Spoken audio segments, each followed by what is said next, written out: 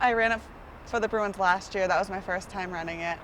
I unfortunately didn't get to finish. I made it to 25.8 last year. I was right before Boylston Street before the two bombs detonated. My brother didn't get a chance to finish, and I promised that day that I would get him across the finish line this year, and I'm going to.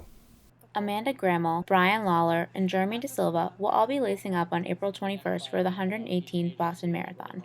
Besides each having their own special experiences from last year, these three people are also running for charity. De Silva will be running under the Museum of Science charity, while Lawler and Grammel will be running under the Boston Bruins Foundation. Most runners, or many runners, I would say, who run the Boston Marathon do it for charity.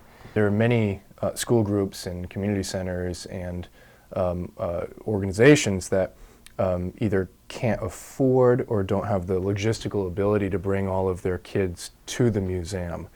And so the museum comes to them. It's called traveling programs. And what they do is they load up vans with an inflatable planetarium, or they bring animals, maybe a bunch of lizards and turtles or something, to the school. So the museum comes to you. But of course that costs money. As for the Boston Bruins Foundation, Grants funding to a lot of organizations that help children. They really promote athletics, academics, health, and just community service. So I played sports growing up and was really involved in the community, and I think it's so important for kids these days. Lawler will continue his charity work even after the marathon. In the midst of writing a book right now. It's called 25.8, and it's about a guy running a marathon who's running it, and I kind of take people back full circle, if you will, because naturally when you're running a race, you're always thinking back to why you're running. So I circle back to events in my life that led me to run it and be at that race on that specific day.